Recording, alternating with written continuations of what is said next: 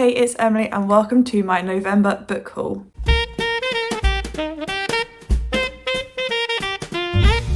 So today I'm going to be running through all the books I acquired and bought and hauled in November. As you can see, I don't have as many books this month, but I'm still buying more than I'm reading, which is a problem. I have 16 books to talk to you about, so it's not my worst, it's not my best month for buying, but I've actually kind of sorted these stacks into categories-ish.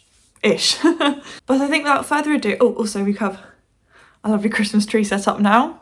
So yes, without further ado, I think let's jump on into the first stack, and the first stack that I'm going to go through is Ice Hockey Romance. So I have 4 books in this stack to quickly talk to you about. I'm realising now I haven't taken the price tag off like half of them, so I'll be doing that as soon as I finish this video. However, the first 2 books in this little stack and the first 2 books of this haul is The Fake Out and Behind the Net by Stephanie Archer, which are the first 2 books in the Vancouver Storm series. So I've been really enjoying hockey romances recently, plus I've really enjoyed so far Stephanie Archer's other series, the Queen Cove series. So I thought I might as well pick up her other series and just jump on in, because I'm sure if I'm enjoying Ice Hockey Romance and her other series, I'm sure this will be like right up my alley.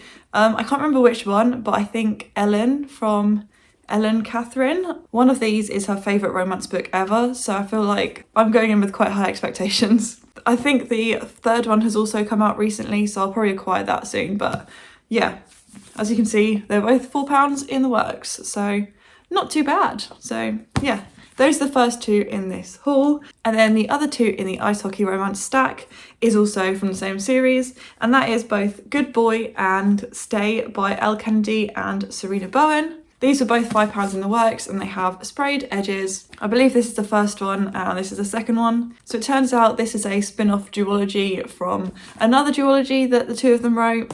So I feel like I need to get that first before I can read these. However, once again, it's an Elle Kennedy Ice Hockey Romance, so I bought it. Especially because they had like the special editions in the works. Well, I say special editions, they're just sprayed edges. But yes, continually growing my Ice Hockey Romance collection, which is, I love an Ice Hockey Romance. But yeah, I think this is called the Wags duology, or it says a Wags novel on the front, so yeah, but these are the only 2 books in the series. Those are the first 4 books in the haul, some lovely easy romances hopefully. So I do plan to get to them in 2025 because I'm finishing my current Ice Hockey series, the Briar You series, in January. So, but yeah, with that, let's move on to our next stack, which, I don't know, I'll just pick a random one when I go back over. Okay, so I went for the Agatha Christie stack because I feel like there's always an Agatha Christie book in these hauls, and I have quite a mix in this stack here, right? We've got 4 books to talk about. The first one is the And Then There Were None Ultimate Mystery Edition. If you didn't know, this is one of my favourite books ever, and I have a few different editions on this shelf here. But what's different about this one is that you're kind of racing against Scotland Yard to figure it out. So I am intrigued as to how it's laid out, and then right at the end, you do have this envelope where it reveals the ending exactly as Agatha Christie wrote it originally. So I definitely want to do a reread in 2025 because it is one of my favourite books, and I think this will be such a fun way to do it, and it's laid out differently. It's just one of my favourite stories and highly recommend, but I just think this is pretty as well, and it's got like the little nursery rhyme on the naked hardback. But yeah, very happy to add this to my Agatha Christie collection. I think from one pretty hardback to the one potentially quite horrific paperback, I have Passenger to Frankfurt. It's the first time in paperback, and my friend, basically a family friend, works in a book charity shop, and every time she has an Agatha Christie book come in, she asks if I want it, and a lot of the time they are these hideous paperbacks, but this one, I don't know, I just find it funny. And if you don't like spiders, look away, but look at this cover. Like, what is going on? Like the castle, the mountains, the statue, the huge spider, the airplane. I just love these editions. Like, some of them are so rogue that they just, yeah. So I had to take this home with me. And it is technically a story I don't actually own already, but it does say on the back, Passenger to Frankfurt is a book Agatha Christie wrote to mark her 80th birthday. The Queen of Crime turns her hand to international intrigue in a highly topical plot that sweeps across Europe, carrying with it a host of riotous characters. I feel like I really struggled to say that. Oh, it says cover painting by Tom Adams on the back. Tom Adams, what went through your mind? Okay, I've just noticed a very bad symbol on the spider. Yeah, we'll leave that there. I do not spot that there. Okay, moving on swiftly. So then I have Agatha Christie's Secret Notebooks by John Curran, which I believe is her grandson. And this is just, yeah, all her like snippets from her notebooks and planning the books and, you know, yeah, a bit more of a non-fiction, and it's just, yeah, more about her life. And I've wanted to read this for a while, and it says includes 2 unpublished Poirot stories. I'm intrigued to learn more about her like planning process, or like just her life in general. So I've read a couple of her like autobiographies, like Come Tell Me How You Live. So I just, yeah, find her very fascinating. So glad to add that to collection. And then finally in the Agatha Christie stack, we have Towards Zero by, oh yeah, Agatha Christie, which is the newest one in like these editions that they're doing. Sorry, I've just noticed my laundry basket's just been sat here the whole time. That's better, but you can see the other editions down here. Yeah, it matches that, and I saw this in Edinburgh and I had a book token, so I decided to buy this when I was in Edinburgh. And yeah, I definitely want to read it soon because I think there's a TV adaptation that's coming out for this one, potentially. But it says on the back, a good detective story begins with the murder, but the murder is the end. The story begins long before that, with all the causes and events converging towards a given spot, towards zero. Definitely want to read this soon, but I just love these editions. I think they are stunning, and like even the foiling going around onto the back, and just, I love these editions. That's my totally random Agatha Christie stack. So then the next stack, we are back with some romances. I was originally going to have like a stack for paranormal romances, however there was only 2 of them, so I just chucked them in with the other romances. But the first one in that kind of, I was gonna say paranormal, it's The Kiss Curse by Erin Sterling. This is the second book in like the X-Hex series, and Rachel unhauled this. She didn't want to read it after not liking the first one, however I wanted this, and so she sent this to me, and I have already read it. I read it pretty much immediately as soon as it arrived. I read it in my Edinburgh vlog, so if you want to hear any more thoughts then I'll leave that linked somewhere. But I just love this series so far. I definitely want to get my hands on The Wedding Witch as well, but it's just like so fun and easy, and I quite like the banter. I quite like the characters that we get to know. And I just like the witchiness, and it just felt very like autumnal and spooky, but also just like good fun, you know? Like the whole series is quite short and they're just easy. That's the first like paranormal romance. The other one that I included in that category was my Vampire Plus one, which still has the sticker on. I haven't even read the first one, which is My Roommate is a Vampire. I hauled that fairly recently, but I also I saw the edges in the works and thought, you know what?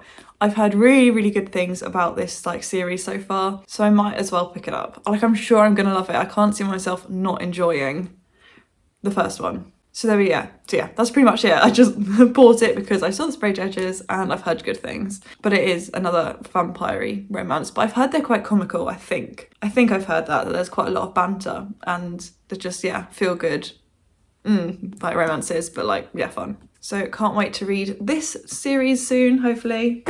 I need to finish some series before starting some more. And then we have 3 more like romances. The first one I've actually already unhauled, but I bought at the same time as this. So I have the Cinnamon Bun Bookstore and the Christmas Tree Farm I hauled in November. However, I have already unhauled and sold on Vinted the Cinnamon Bun Bookstore. I DNF the Cinnamon Bun Bookstore, which is making me a little nervous to pick this up in December. However, I'm still going to give it a good go. But yeah, I thought they were just going to be like nice, easy, cozy, steamy romances. And while they were, I didn't feel attached to the characters at all, and I just didn't care, and I just found I wasn't enjoying the Cinnamon Bun Bookstore. I really can't say that title. However, I am intrigued to see how I feel about this one. Maybe because it's Christmassy and festive, I might enjoy it more just because I like anything Christmassy, but I don't know. I've not got great expectations for this, but I didn't know that when I bought them both together, to be honest. And then the other one in this stack is Retrograde by Emily Carter, which has these like sprayed edges.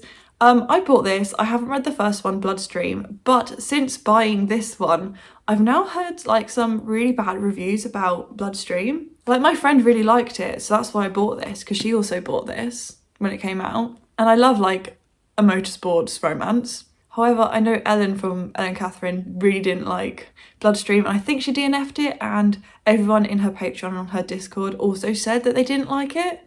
and it was like one of the worst books, and it was her lowest rated on her TBR. So now I'm a bit worried about this duology as well, but we'll see.